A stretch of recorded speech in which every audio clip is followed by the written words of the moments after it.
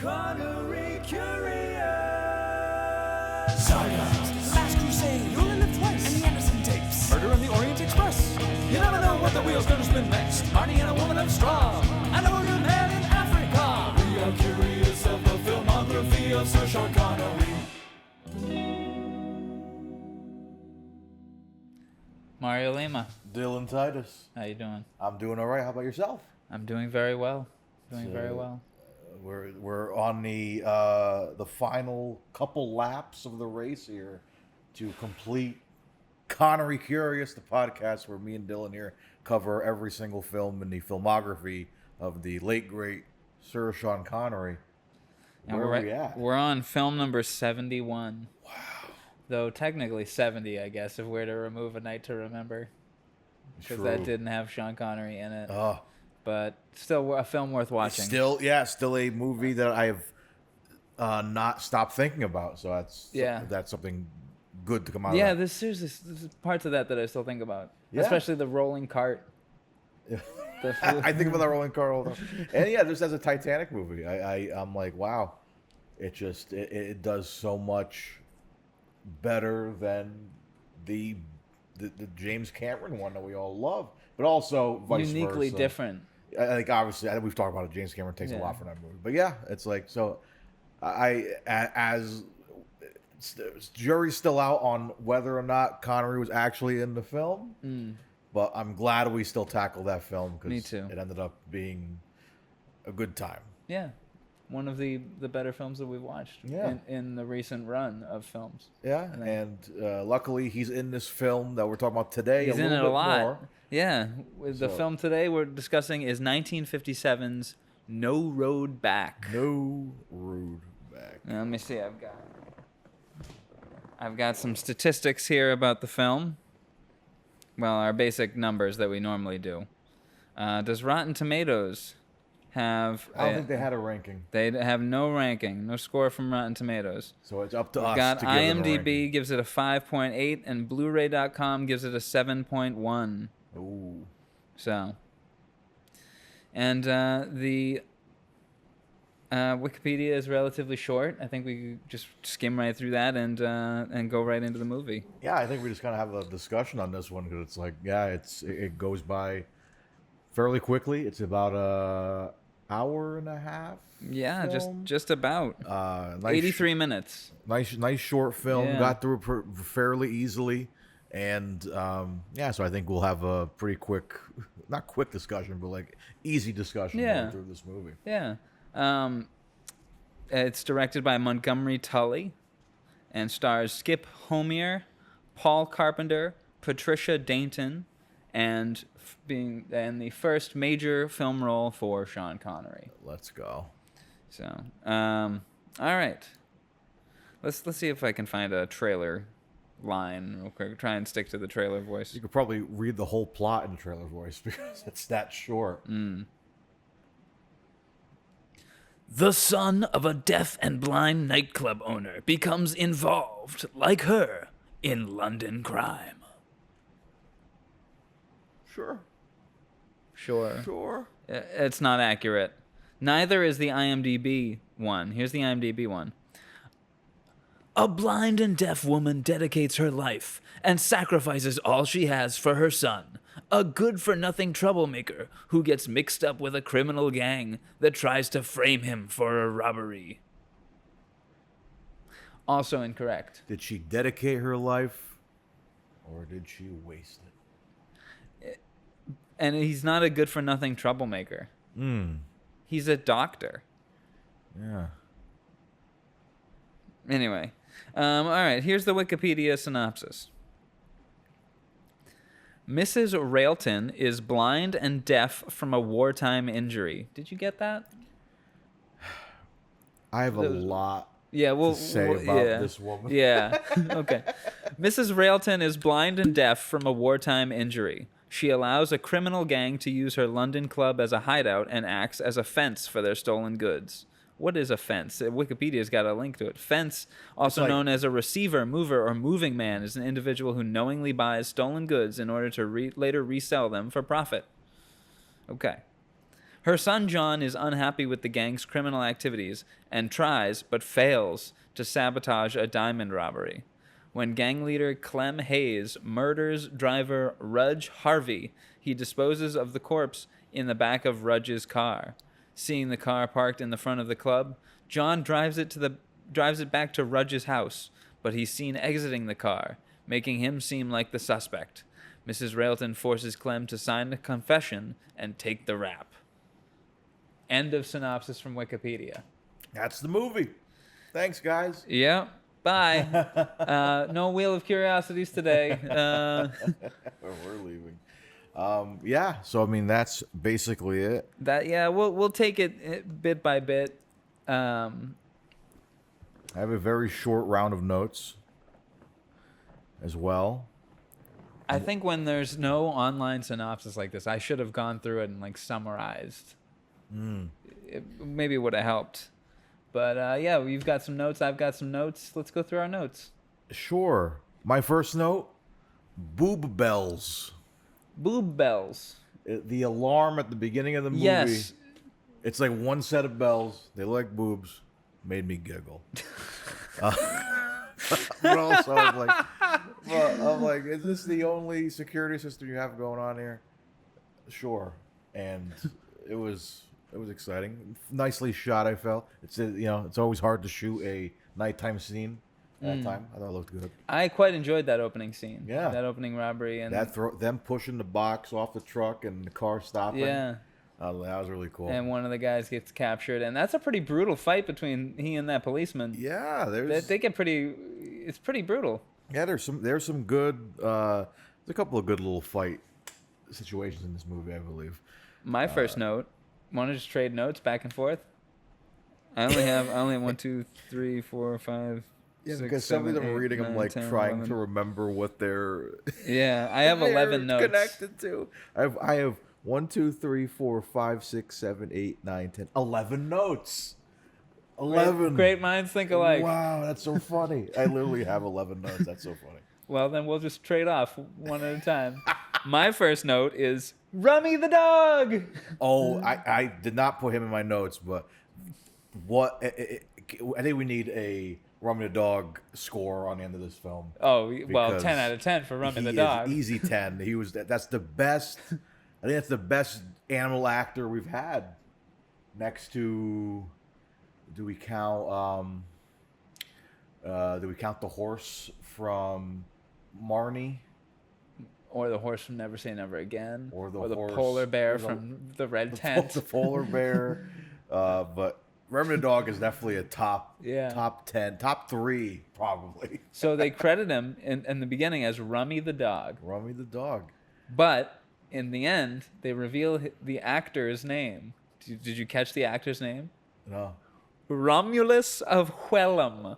Oh, it's in the credits, right? Yes. I remember that. Okay, yeah. Romulus of Wellham. That is hilarious. All right, what's your next note, bud? I had to, so I'm kind of skipping forward. We meet the character's name, the blind and deaf woman. Mrs. Railton. Mrs. Railton sculpting a sculpture of what's her name? Her daughter-in-law. Her daughter-in-law. And Who is her assistant?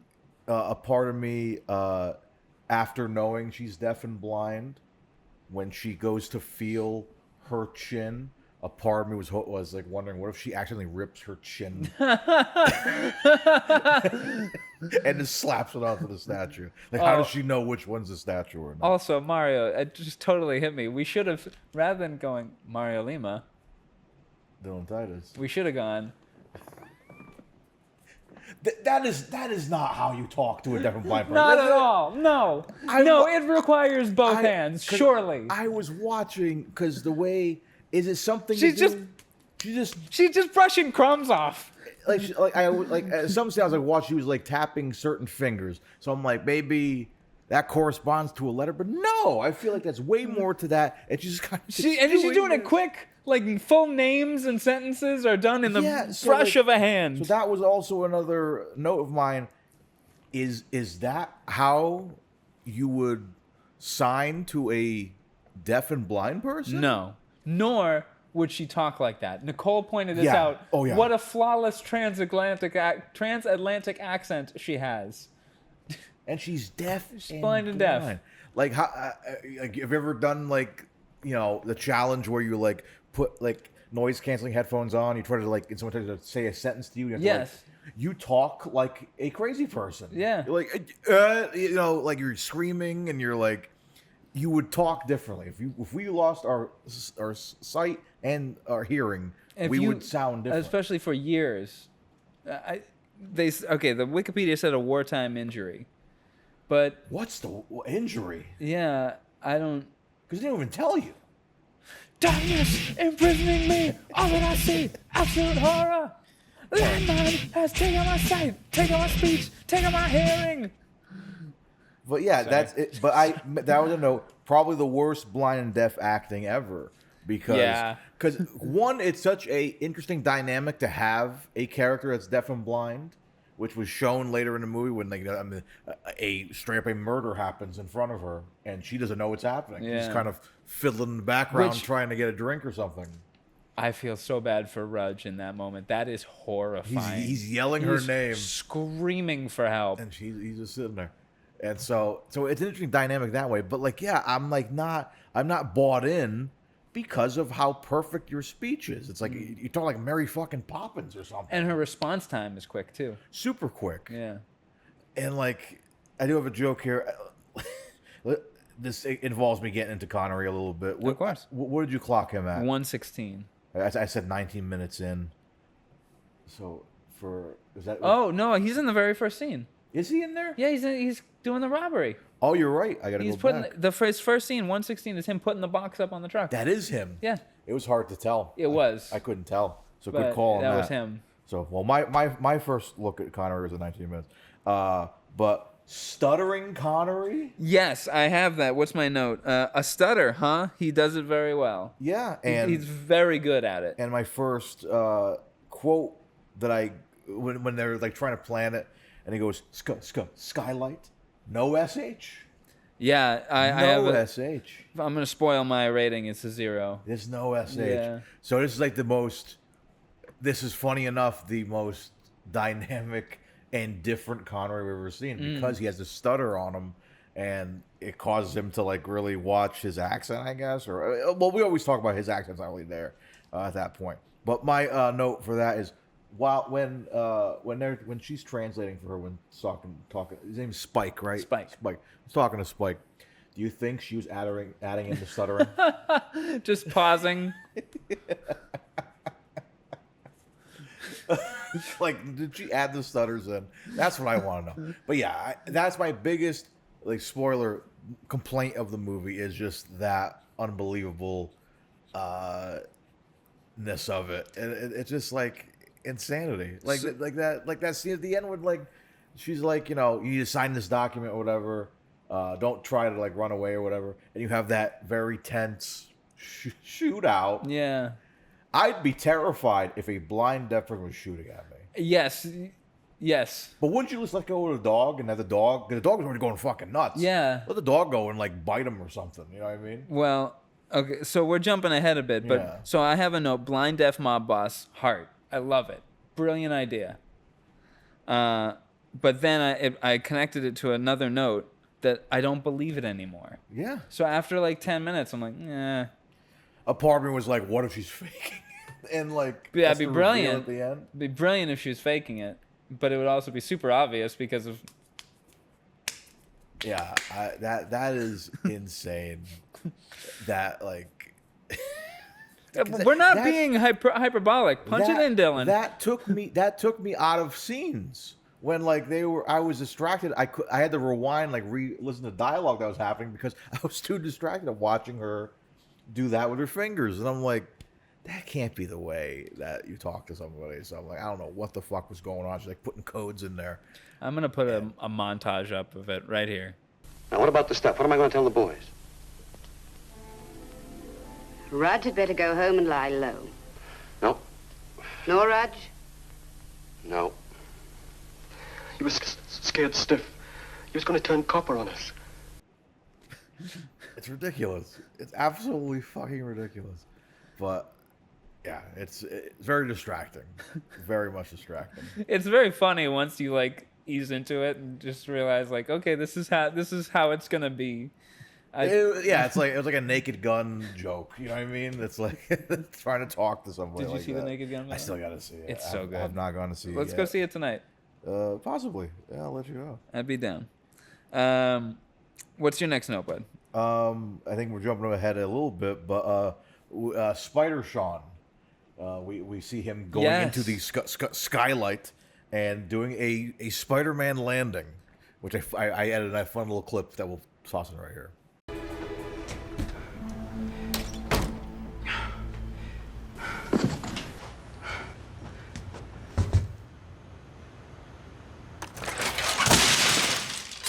You're the Spider-Man.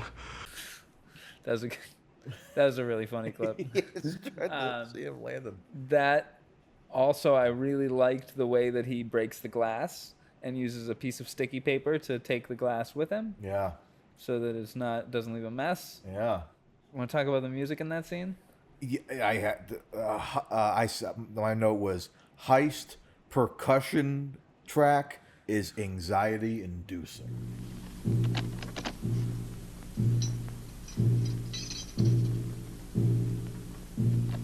It's just kind of like a simple like Dun dun dun dun dun dun. It's on the timpani. Yeah. Dun dun dun dun. And it adds so much to that anxiety of like, are they gonna get caught? What's gonna happen? And then it kind of cuts out really dramatically. Right at the point where the whole robbery turns. Yeah. So like that added a lot. There's a lot of good music. It goes on for a bit too long, I'd say. I think so too. But at the same time, it's like it keeps you hanging on with it because you want to see what's going to happen. Like any heist movie is always scary because you're always like, anything can go fucking wrong right now. You know, I think of what's a good example of a good heist movie? I mean, Anderson Tapes. That was terrifying because you're like, something could go fucking terribly wrong here. I didn't put this as a note, but I was thinking of it. This is kind of a prequel to Anderson Tapes. Could be. Yeah, absolutely. My next note, is that it's very Sopranos. It feels like an episode of The Sopranos, but it has a blind deaf mob boss selling off stolen material. It involves a heist. Like most of it is one heist and a murder gone wrong. It shouldn't have happened at all. And then another murder to cover it up, and somebody gets like. Have you watched The Sopranos?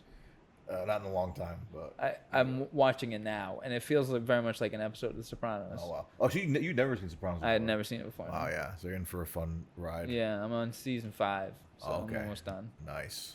One of the most iconic endings of the show, which you'll be seeing soon.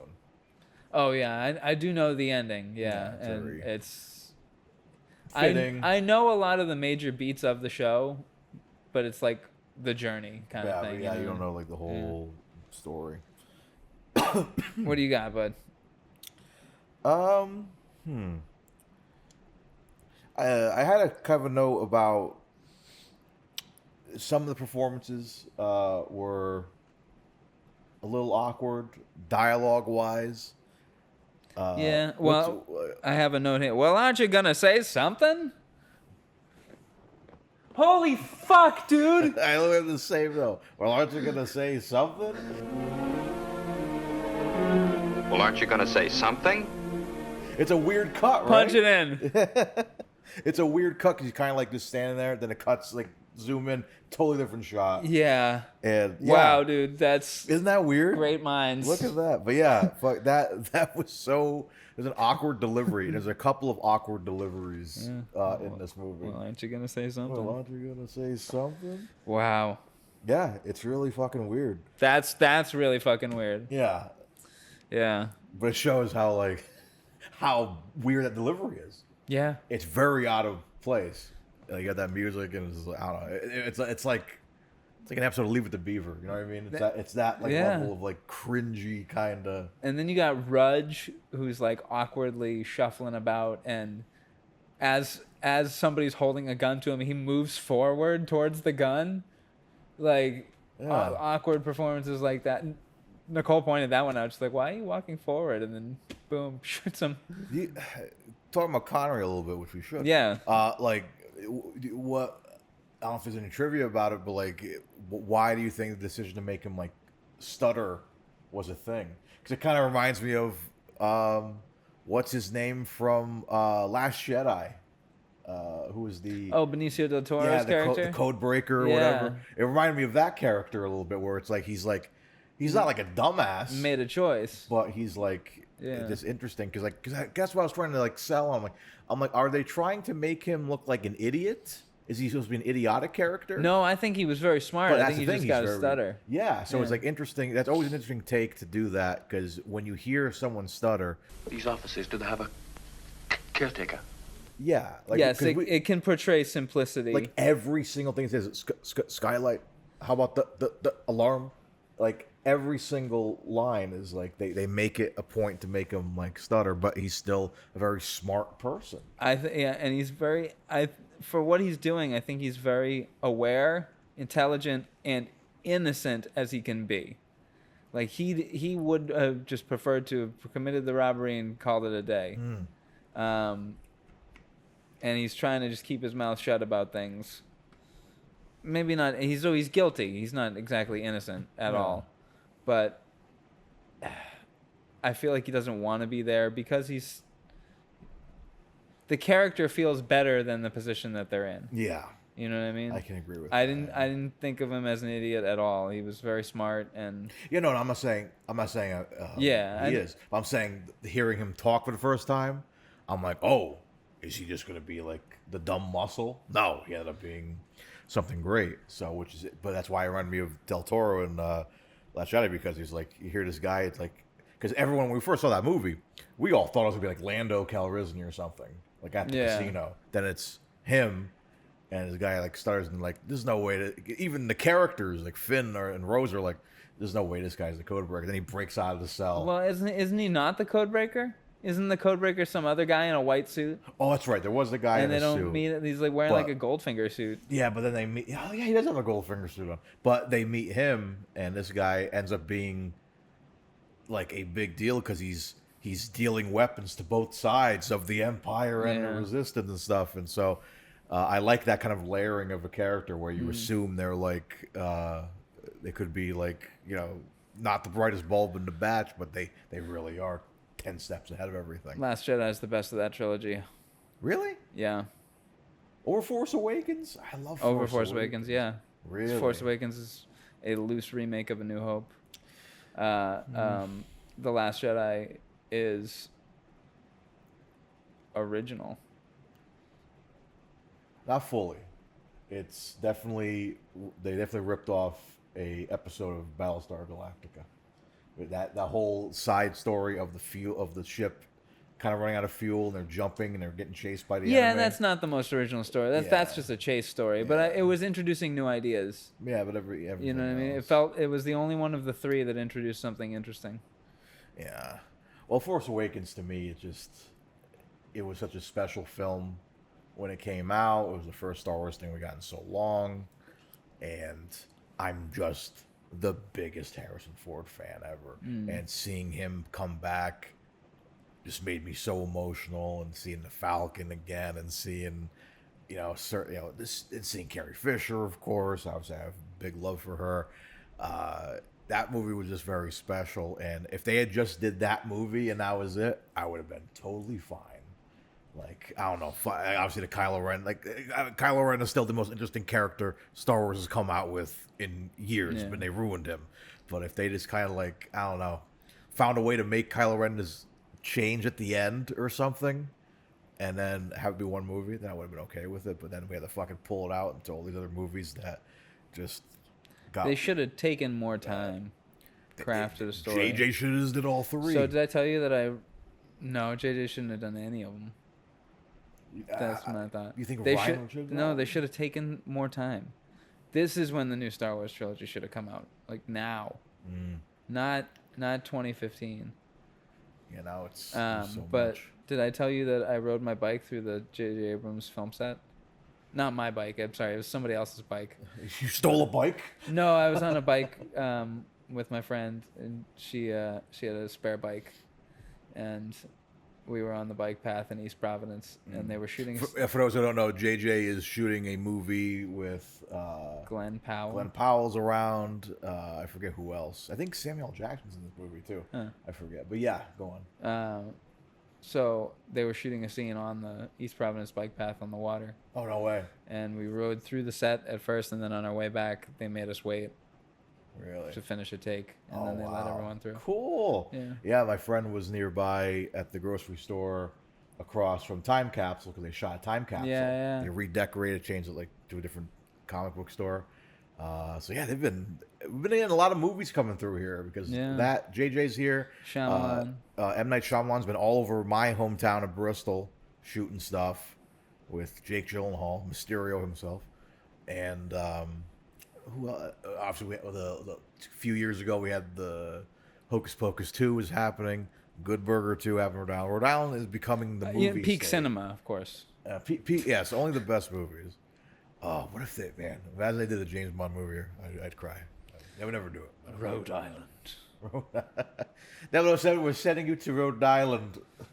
Tropical paradise. Not exactly 007. We're sending you to Central Falls, Rhode Island.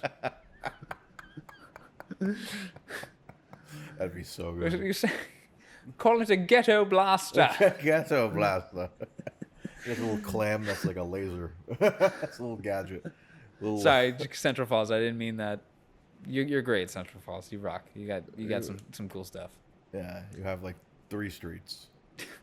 That's it. There's only 3 streets in Central Falls. It feels like I guys deliver through there all the time, and you just go down the street and like my GPS is like, oh, you're leaving Central Falls. I'm like, really? That was it? Oh, okay, Jesus. But yeah, bless up before. But yeah, anyways, a lot of movies happen in Rhode Island. Yeah, craziness. I wonder if Sean Connery's ever been to Rhode Island. You think so? Probably to Newport. Probably, yeah. Yeah. I'm sure he's done like he loved tennis and golf and stuff. So I'm sure he came down there. We'll do some research and put it here. Newport, Narragansett. Yeah. Oh, I wanna spance it. Spance to it. Bermuda, Bahama. Come on, pretty mama. You mind if I take a Connor P break? Let's take a Connor P. We'll be right back. Ring.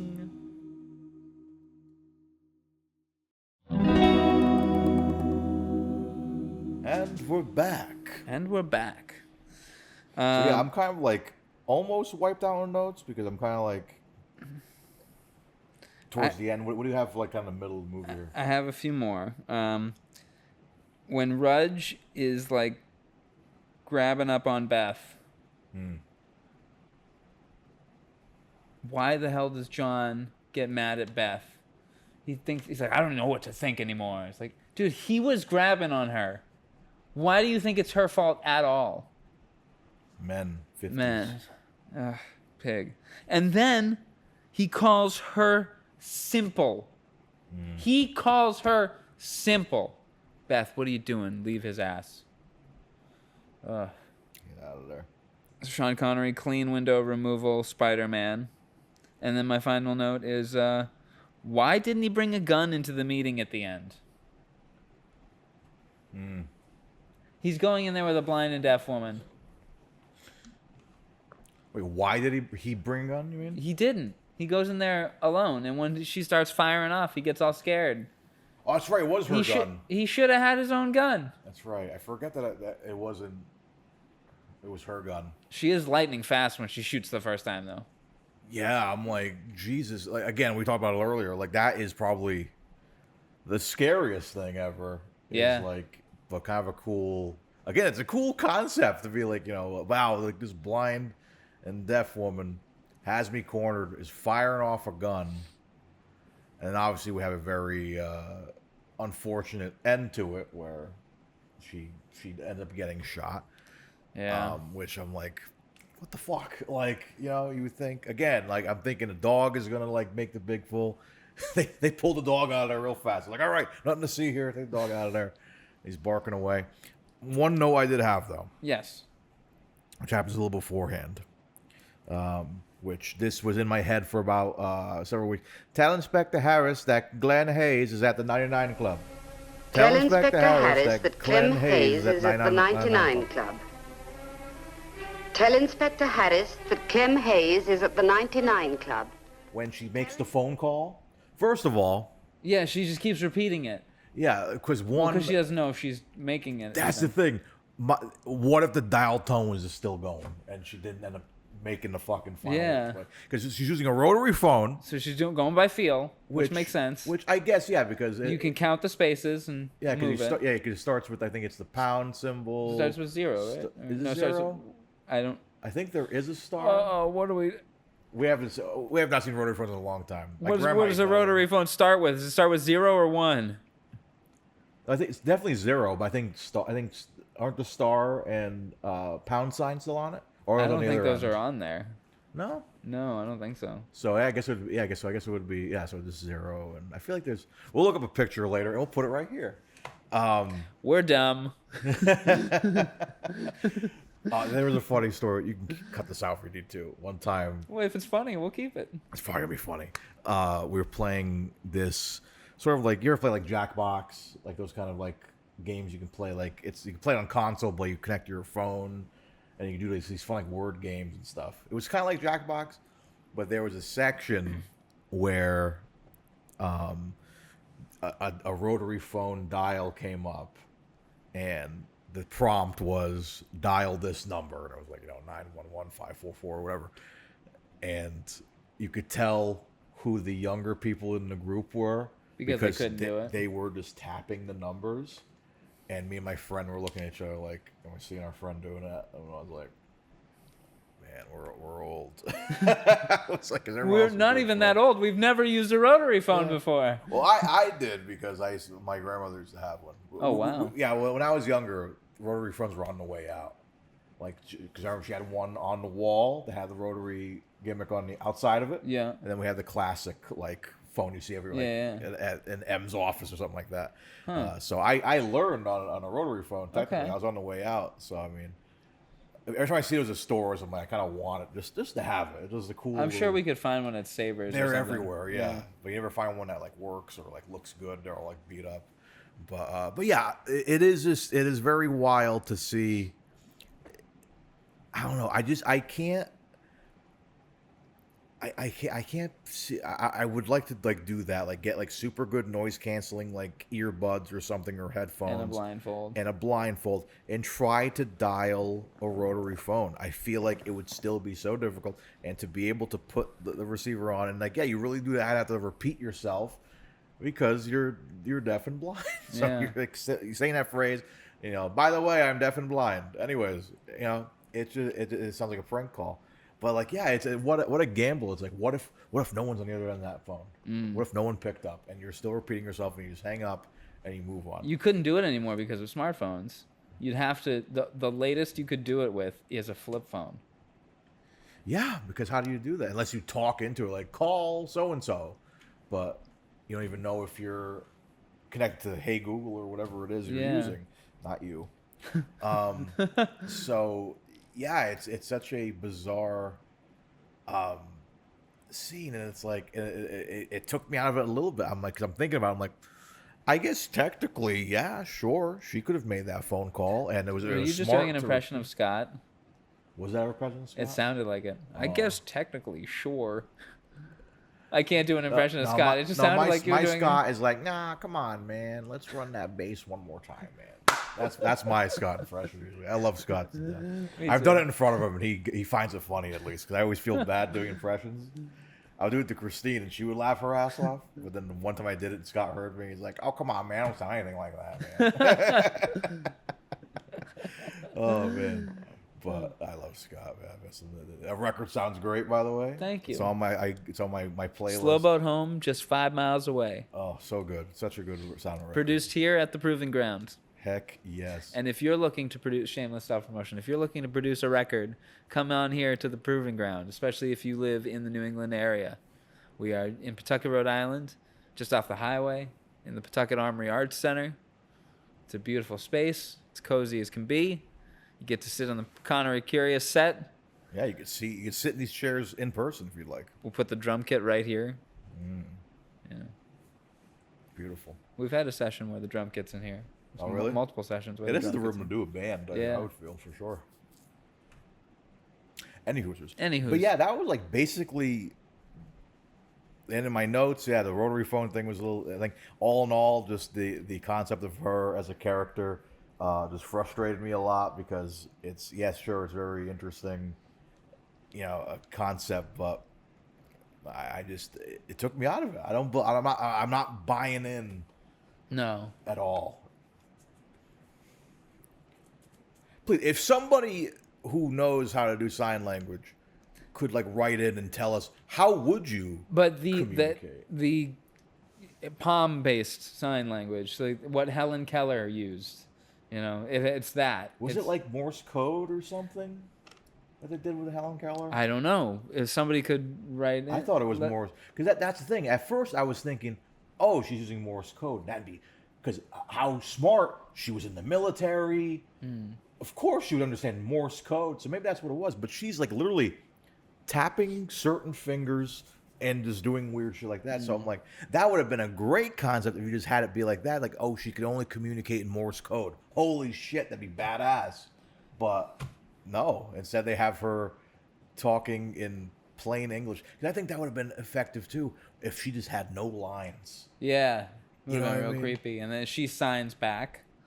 Yeah. Yeah. Like that would have been a cool And it's way all to do through it. Beth. But like, yeah, but the way you deal with it, with her speaking perfectly, just I do not buy into it at all. No. Not at all. Well, that's about it, I guess. Yeah, nice quick discussion with this because it's a very quick movie. Yeah. And I wouldn't get too deep into it's kind of nice because now it's like I feel like this will help people be more motivated to go watch the movie because we didn't act out the whole movie for them. Yeah. You know what Let's I mean? act it out right now. Let's do the whole Give me a movie. hand. Yes, this is the part of the show where we go into our ratings.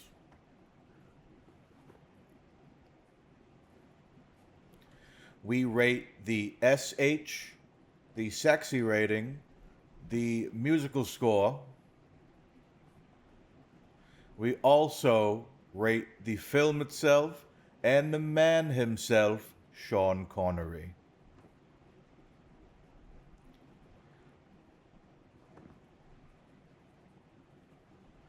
I cannot legally repeat what was said here because we could get canceled.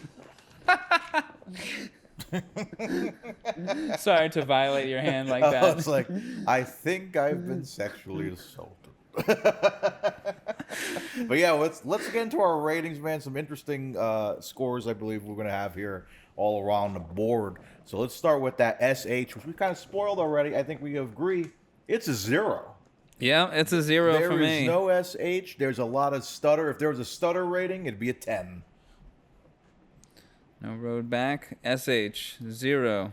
A very interesting person to have a stutter too, because we're used to Sean Connery being so silky smooth with all of his delivery. So hearing him being a fumbling and all that was very very exciting. I think helps with my Connery score at the end. I agree. Sexy rating. What are you giving it, Mario? There's nothing sexy about this. I don't think so. There's some good-looking people. I feel like Connery's hair is really ridiculous in this movie. It just looks... we're not at Bond Connery yet. It's not nicely combed and maintained. I'm like, there's nothing here. I'm like, sexy, nice, very good, So I think I'm going to give it a 2. Alrighty.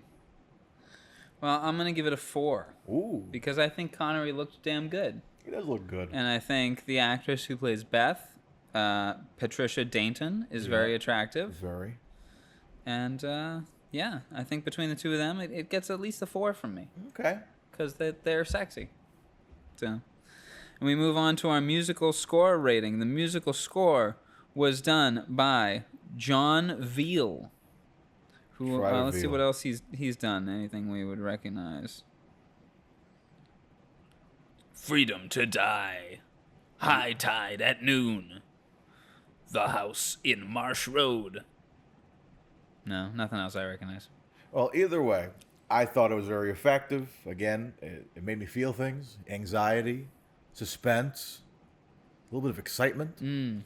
So I think those characteristics in a soundtrack are what's important to help a film move along. So I'm going to give it an 8.5. Wow, son. I like it.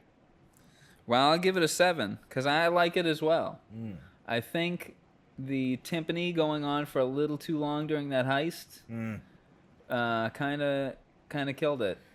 Yeah, I think so. You know, unfortunately, that's the thing. Filmmakers back then always dragged out scenes. You know, But it was new to people. But yeah, At this point, we've seen a bunch of heists. We want it to be done cleanly and. This would have been one. I would love to been a person in the theater watching that scene. Yeah. Because having the big speakers and the dark room and what's gonna happen, man? Feel the tension. Yeah, feel the tension for sure. That'd be a great X Plus movie or IMAX. Oh, imagine that IMAX. That'd be suspenseful. I really like the music at the beginning of the film. Oh yes. Yeah. All right, our film rating, our big 2 ratings here. All right. What are you gonna give it, Mario?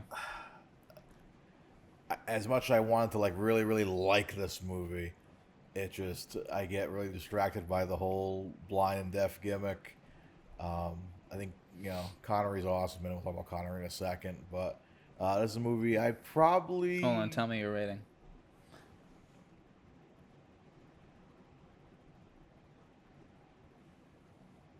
Is that a 5? 6? A 6. We should rate the rest of the movies like that. We tap. What's yours gonna be? I don't know why I only felt 5 taps. I did 6. Did I have a? I know how to count. I stuttered. Okay. Sorry. We're dumb. We're done. What's your rating gonna be? I'm gonna give it a 6.5. Oh, I like that little slash. Yeah. I liked it. It was like I said, it felt like an episode of The Sopranos. Yeah, there's certain little things I'd fix.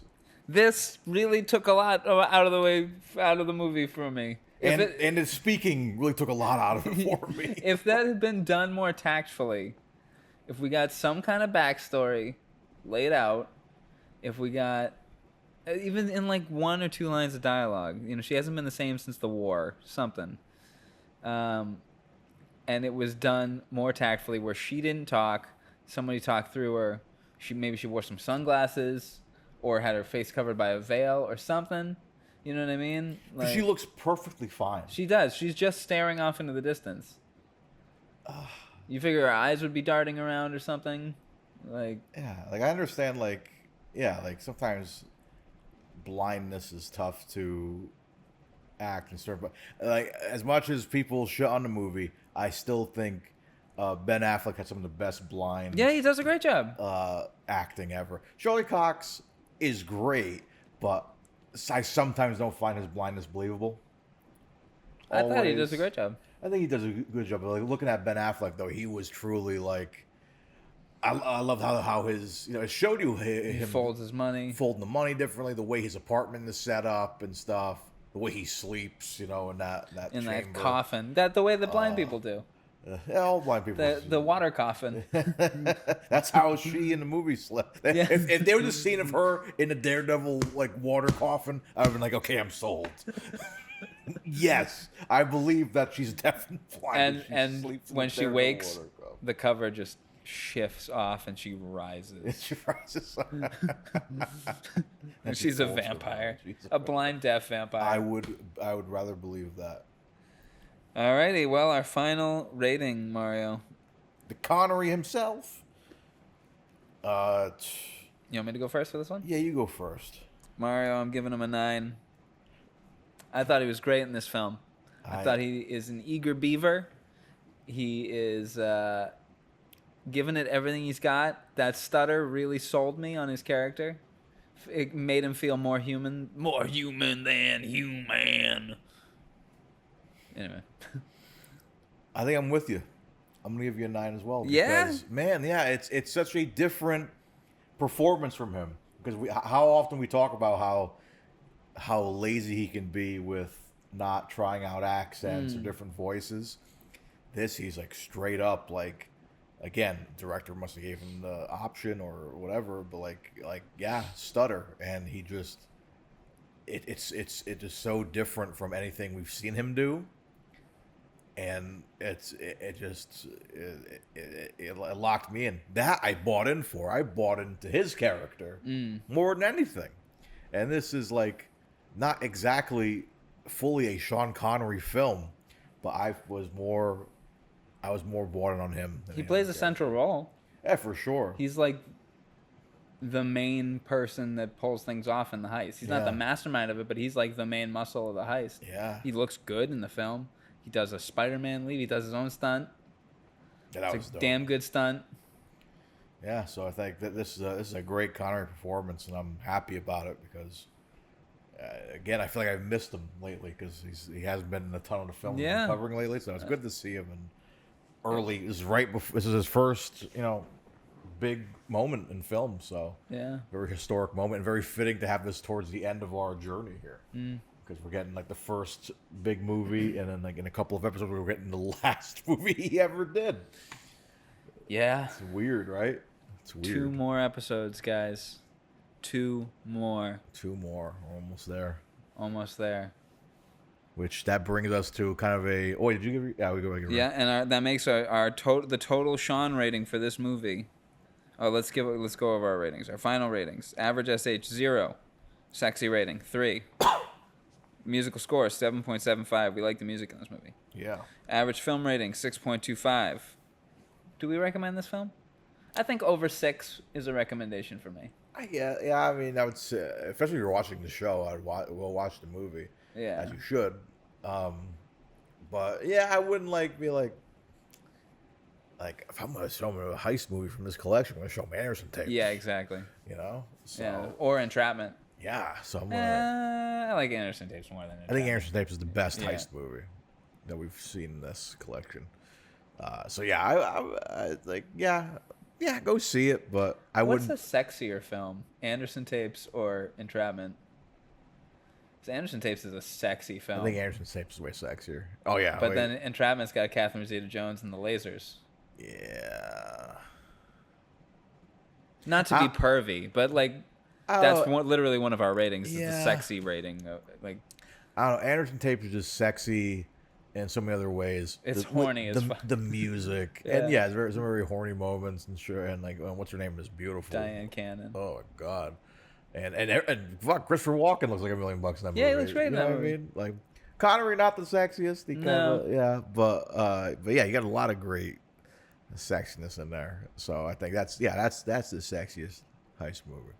Sexiest murder movie is probably Orient Express. It's kind of sexy, romantic. What did we give it? It's more romantic than sexy. What did we give it on the sexy rating? Murder on the Orient Express. 7. Okay, so that's a good. Yeah, that's pretty sexy. Yeah. Woman of Straw, we gave that 6.5. You gave it a 9. I gave it a 4. Wow, on different sides of the spectrum. Now. Yeah. Woman of Straw is a pretty sexy murder film. From Russia with Love's a pretty sexy murder film. We're getting a nice dip in light here. Look at that. Musical score 7.75. Film rating 6.25. Connery rating 9. We both gave him a 9 for a total Sean rating of 52. Nice. Yeah. Nice. It's not bad. That's the highest we've seen since Time Bandits. yeah, we have not been giving him very high scores lately. Yeah, and the highest one before that was Entrapment. Look at that. Yeah. All right, Mario. It is time to... Wait a second. Wait a minute. It's not. That's right. It's not time. We don't do that anymore. Holy shit. It feels so weird. We'll put it here. This is what the wheel looks like now. This is it. We are on. It's just his head now. It's just his head that we chose that photo How long ago did this podcast 2 start? years ago. 2 years ago, we said, let's put this random picture of Connery in a wheel. And we thought we could get it done in a year and a half. No shot. 2 Christmas episodes. 2 Christmas episodes. And depending how the film schedule goes, we can get close to another. At least a Thanksgiving episode. Oh, honestly, we could probably do a Halloween episode as our last episode. Sir Billy. It'll be a nightmare fuel film, so. We should do our best Sir Billy costumes. We might be able to, like I said, we might be able to do it at the parlor. That could be fun. That could be good. Yeah. But yeah, so our next film technically is... Wait a second. You said Sir Billy costumes. Who would you be? Would you be Sir Billy or would you be the goat? We'd both do our best Sir Billy. Oh, I'd be the goat. You could be the goat. I'll be Sir Billy. Yeah, let's do that.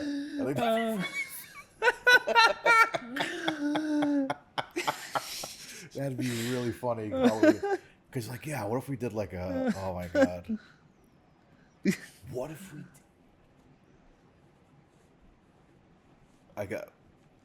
We'll talk off camera. I have an idea. Okay. It's a great idea. Okay. Might be the best idea ever. No. But anyways, so what's our next film, Dylan? Our next film is 1961's On the Fiddle. On the Fiddle. We're playing the fiddle. We're playing ourselves off. That's our last film. And then... The Sir grand Billy finale. time. Sir Billy, the last film Connery ever did. And it's crazy that we're getting to this moment. And I'm excited for it. Me too. I'm excited. So It's a long time coming. yeah, so I guess with that being said, I've been Mario Lima. And I've been Dylan Titus. And as always, folks... Stay curious. Connery Curious. You've been listening to Connery Curious, a Titus Compositions and Friggin' Nerds Media podcast. Follow us on Instagram and YouTube at Connery Curious for updates, memes, and episode clips. You can also visit Dylan on Instagram at Titus Compositions to hear other podcasts and original music, watch music videos, or even pick up a great vinyl record. For more discussion about your favorite films, comics, and games, and a network for all things nerdy, visit me, Mario, at Friggin' Nerds Media. You can rate, review, and share the podcast in-app, which helps us grow the show and reach other curious Connerys out there. Thanks for spending time with us. Have a great day, and remember, stay curious.